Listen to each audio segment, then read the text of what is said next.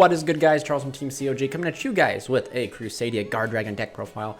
And guys, I know there's only one Guardragon left, so some of you are going to be like, wait, how can this be a Crusadia Guardragon deck profile when the only one left is Pisty, right? Well, I'm going to showcase you guys my deck profile, and yeah, so the deck list is very similar, not really similar to like old lists. The deck performs just like it did back in the old days when we had Agripane and LP, etc. However, after hit, when Agripane was hit, everyone thought this deck strategy was dead. Wasn't, because LP just allowed us to make Skull Dread, and it allowed for Crusadias to have a 2-card Skull Dread. And that's practically what we have now, is a 2-card Skull Dread still. And that's why I believe that this list is viable, because as long as we have that 2-card like combo that gets us to a Skull Dread, we are still in it, boys. We are still in it.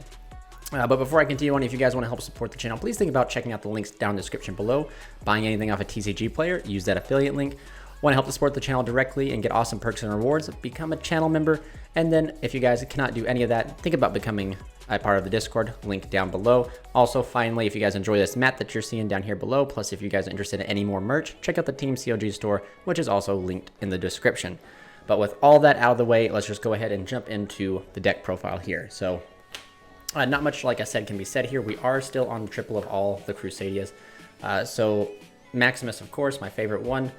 I think its OCG name was Paladin of Vast Skies, which of course I think that name is so cool. But anyway, if you're an OG Crusadia fan, you know all this. Moving on, we are rocking the 3 Arborea, the 3 Draco. These 3 are inherent. Like, if Maximus wasn't my favorite artwork wise, it would go like the number sequence would go differently. Arborea and Draco are definitely the best ones, and like the more combo eccentric ones that you want to open with in the terms of like comboing off, whereas Maximus is not really needed. He's just my favorite artwork, so that's why he's always shown first, you know. But these 2 are extremely important throughout the combos, and you'll guys, if you guys have not checked out the combo video, you'll see why. And if you guys just hold out and wait for the test hand video, you'll see why these cards are super important when it comes to the test hands. Moving on, triple Reclusia here. Reclusia is definitely like a very powerhouse for going second. Allows you to chain block, crack boards, etc. Not much more can be said. I mean, yeah, like I said, I just recently did a Crusadia OTK profile, so nothing really changes in the aspect of like, since this is now a going first list to that. But anyway, triple Leonis. You want to play 3 of every Crusadia, guys, and I cannot stress this enough, is the only way you lose the game is when you do not open a Crusadia plus any form of extender, whether that be other Crusadias or all the other extenders in your deck. You only lose 100% when you don't see that. You could open 3 bricks in your entire opening hand, and as long as you have 2 Crusadias or a Crusadia and an extender, you can still play the game. So that's why we're maximizing on all 3. And the reason that we prefer these 3 over like Foreman Skipper and stuff is Foreman Skipper is not an extender, it is only a starter. Whereas even Leonis is like the worst Crusadia, it's still a starter and an extender in that aspect in which it works.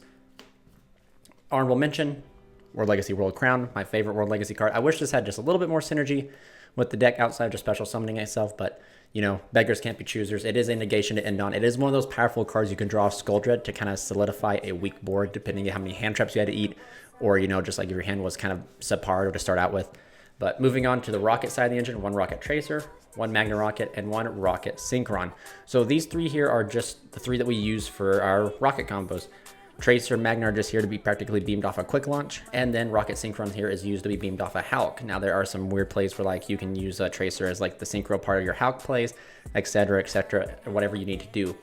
Sometimes at the very end of the combo, you quick launch out Tracer, destroy Boot Sector, destroy World Legacy Guardragon, bring out the Magna Rocket. But most always throughout your combo, the Synchron is going to be brought from the deck. So I mean, like, it's, you know, nothing's really changed here except for by playing the Synchron, but we don't even use the Synchron through quick launch unless like we get interrupted or like some sort of weird combo lines that we have to do. However though, moving on here, we are rocking double Nocto Vision. So Nocto Vision is in here instead of the black and white dragon for one particular reason, and that is because black and white always get us each other, right? So black gets us white, white gets us black. Nocto Vision can be anything. Not so fast, Lois. A boat's a boat, but the mystery box could be anything. Nocto Vision can be our powerful extenders in the form of Paralytic Seed, World Legacy Guardragon, Kyoto Waterfront. You name it, that draw is just very much more open to powerful cards than getting the black and white dragon are. And this card is always live through your combo because the first thing you do in your combo is you summon Striker Dragon. Well, excuse me, like the second or third thing you do. So this card is always live, and it's just an additional like plus. It draws. I mean, that's all that we need. Like I said, black and white get us black and white. Nocto can be anything. So that's why we play the Nocto Vision Dragon. Moving on, we are rocking triple Exceed here. This card, any card that plays Link 1 that points directly down should be playing this card. And this card is very awesome because we used to have to open Exceed plus 3 cards, right, to be able to pilot or play underneath the Exceed or underneath the Rafflesia that the Exceed made to allow us to like combo off safely. Well, not anymore. If you open like Arborea plus Exceed, you can combo off under 2 cards, which is just completely crazy. When you look at it, just normal summon Arborea, Link into Magus, summon Exceed, Exceed gets you Rafflesia, Magus gets you Draco, full combo that route while playing under the protection of Rafflesia, which is free because of Parallel Exceed. But yeah, hands down, guys, gotta play it. He is back. Game is in the name, and if you guys do not believe me, well, just look up this card's name. It's in the name. It's legitly there. Gamecill, you know. This card, though, is back in the deck because since we're able to consistently make a 2-card Skull Dread, it just allows us to practically freely get to this. This is a main deck win condition that a lot of decks can use or is utilizing today, and this is one of the only bricks in the deck. I would say the deck plays a total of maybe two pseudo bricks and then 3 hard bricks. And the pseudo bricks, what I mean by that is that they are able to be utilized from the hand if you open them, even if you do open them. Whereas, like, if you open Gamecill, unless you're going second, you really don't want Gamecill in your hand. You want to be searching this off of Waterfront and then summoning it off of Skull Dread later on through your combo. You don't want this in your hand because it's useless. Whereas, like, Rocket Synchron, it's useless, but you can still summon it from the hand via Hulk and still combo off, where this card doesn't benefit you in any way outside of, like, being a part of your end board if you get to Waterfront. Now, with that being said, to clarify with you guys, this is not a Waterfront deck, which means we do not need Waterfront to win. Our win condition is exactly how it's always been, is full gas, no breaks, put up as many negates as we can. And just Waterfront is another busted card that we can draw to get us access to Gamecill, which is a main deck win condition. And it's just busted. I mean, if you guys read this, if you guys have not read this card, read this card. If this card touches down, it puts your opponent on, you better have Dark Ruler or you better have Droplets. And then hindsight of that, Equimax can negate both of those pretty easily. If you guys don't know how, I'll quickly explain to you guys. As long as you have a quick play spell, you can stop Dark Ruler no more. Depending what your opponent sends with Droplets, that kind of varies a little bit. But as long as if your opponent sends a monster card plus like a spell card, or a monster card plus like a trap card, or 2 monster cards, whatever they send, as long as you can chain the other one, which more than likely you're not, you're going to be able to stop Forbidden Droplets. So that's why this card is super powerful, because when it's backed up by Equimax, it's sometimes almost impossible to beat. And it's almost as good as the Herald of Perfection or Herald of Ultimateness, because this card, you give this card more negates by playing, if that makes sense. Your opponent will fuel their own negates by just playing, and this card is just crazy. There's a reason why this card was just so good in like the old Crusadia Guardragon decks, because it's like we could just poop this out and still win. World Chalice was good because of this card, being able to draw 30 plus cards and still get to Waterfront. And now today, we're like, even with this list, we do have the ability to get to Waterfront or open it. We're still good because we have a 2-card Skull Dread, which is really important.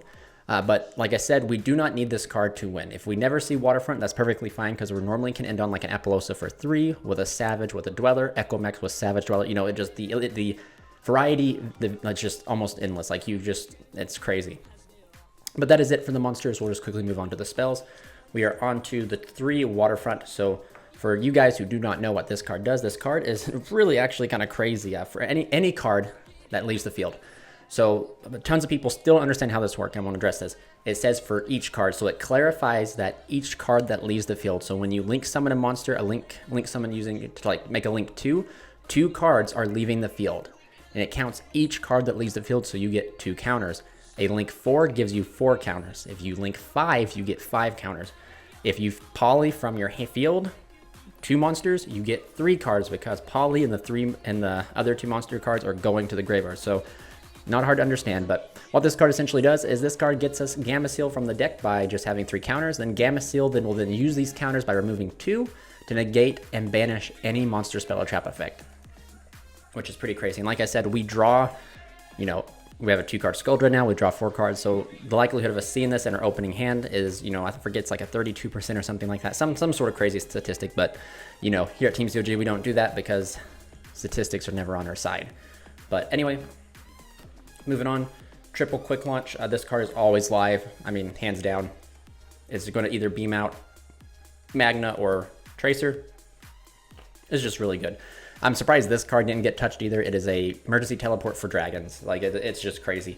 But we're utilizing it because we can use it to beam out Rocket Tracer, Magna Rocket Dragon, just a Dragon Extender, and the ability to finish off our board if we happen to draw it later on after the Skull Dread. Two Desires. Now, this is where some people are going to be like, what? Why are you playing Two Desires? And when you're playing like so many 1-ofs in the deck. And this should probably be, now that I think about it, Tactics. Hands down should be Tactics. However, you don't have Tactics, this card works just fine. Because we do so much drawing and searching prior that when we Pot of Desires, even if the only time Pot of Desires is bad is if we banish the Gamma Seal and then draw 2 Waterfront. Other than that, we're drawing so many names, so many different extenders, so much power cards that we just need that inherent +1. So against any of the other pot cards, this card gives you a +1. So that's why this card is extremely good, right? But also, more importantly, it's something you can fire off right away if you're open a hand of 0 Crusadias and you can't play. Pot of Avarice is not going to do you anything. Pot of Prosperity might get you somewhere, but I mean, let's be honest, like, you're not getting a +1, you're breaking even. So Pot of Desires just allows us to dig those 10 cards deep, draw 2 fresh cards, and then play, which is extremely important. But hands down, this should probably be Tactics, just because, like, Tactics lets you draw and stuff like that, but Desires is just a hard smackdown card that your opponent has to respect, and if this resolves, 9 times out of 10, your entire plays are going to resolve.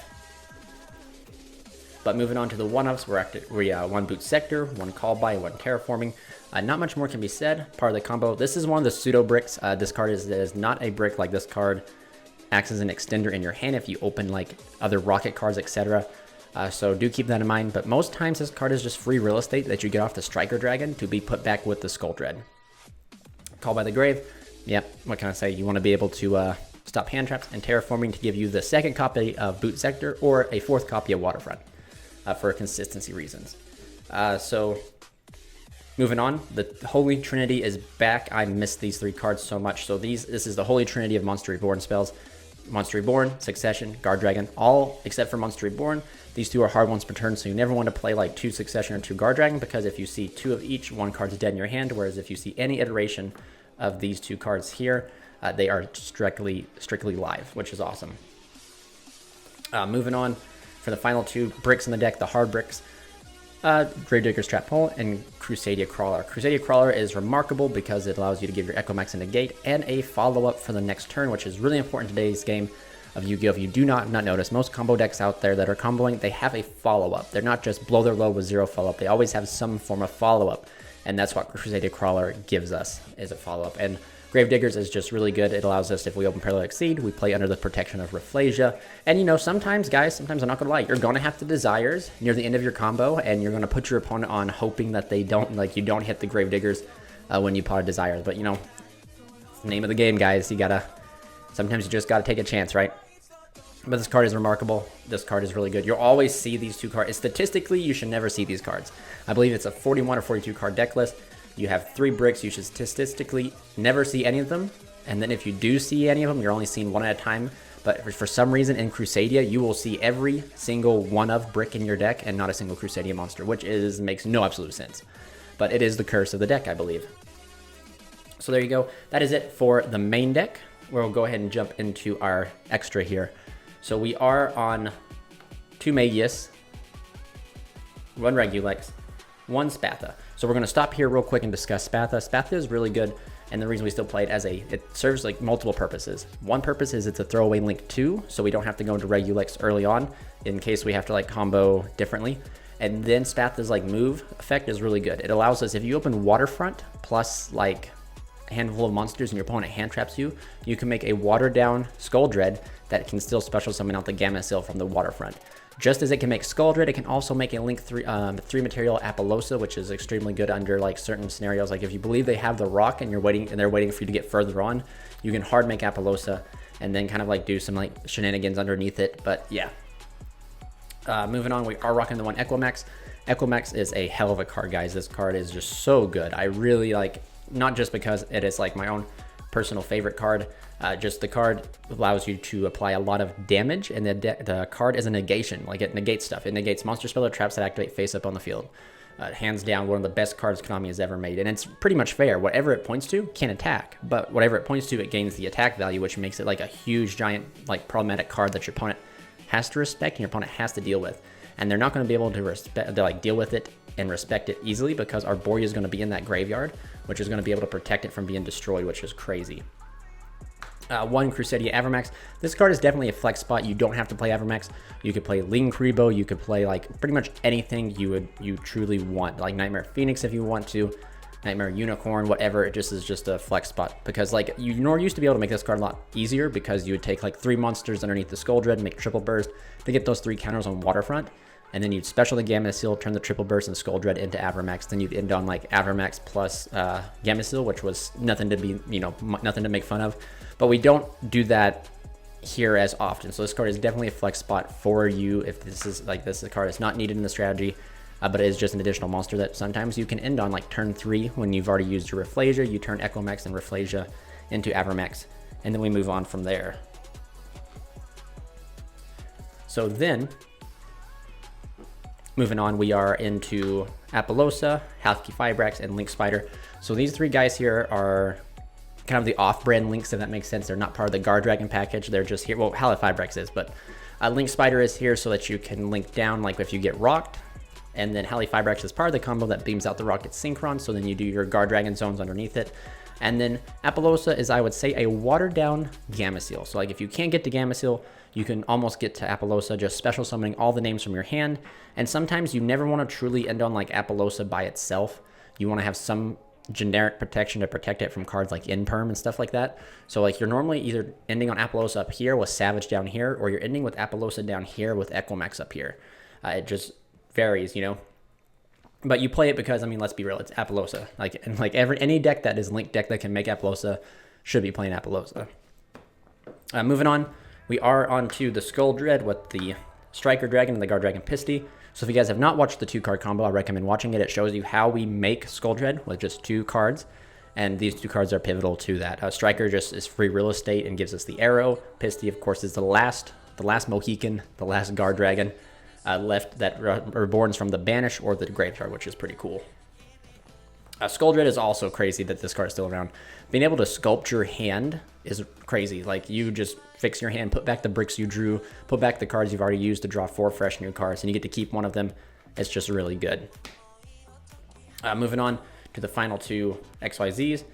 Dweller and Rafflesia. Not much more can be said. Rafflesia is here for when we open Paralytic Seed, so then we get to play under the protection of Rafflesia with Gravediggers here, so that we have the ability to not be hand trapped. And Dweller is just if you draw the Exceed off of the Skull Dread. So then when you climb up into your Echomax, you just summon the Exoseed and make the Dweller, and then there you go. You have a walking floodgate. So especially this format, a Dweller is extremely good. It really shuts down Tri-Brigade. In a way, it doesn't completely shut them down. Like, it can't just be Dweller by itself. Dweller plus like a few other interruptions can stop Tri-Brigade, but Dweller really does slow their train down for sure. Finally, the last but not least, the Borreload Savage. You play Tracer, you gotta play it. It's just, Tracer just allows you to make this card super easy. And some weird hands, believe it or not, weird hands, since you do play Rocket Synchron, if you happen to banish the Tracer off of the Pot of Desires, or if they ash the Quick Launch, you can bring back the Synchron plus a level 3 Crusadia plus like Maximus or Draco, make Savage. So you just have multiple ways to make Savage in this deck, which is pretty nice. But it's also one of the ending boards you want to end on. You want to end on like Savage plus like Appaloosa to protect the Appaloosa, or your ending board is sometimes like Savage, Echomax plus Dweller in some sort of fashion like that. But yeah, guys, so that is it for the deck profile. Hope you guys enjoyed this. Please comment down below your thoughts and concerns, or just your ideas and everything like that. And always, guys, always remember, stay safe, stay happy. This is Charles from Team COG signing out.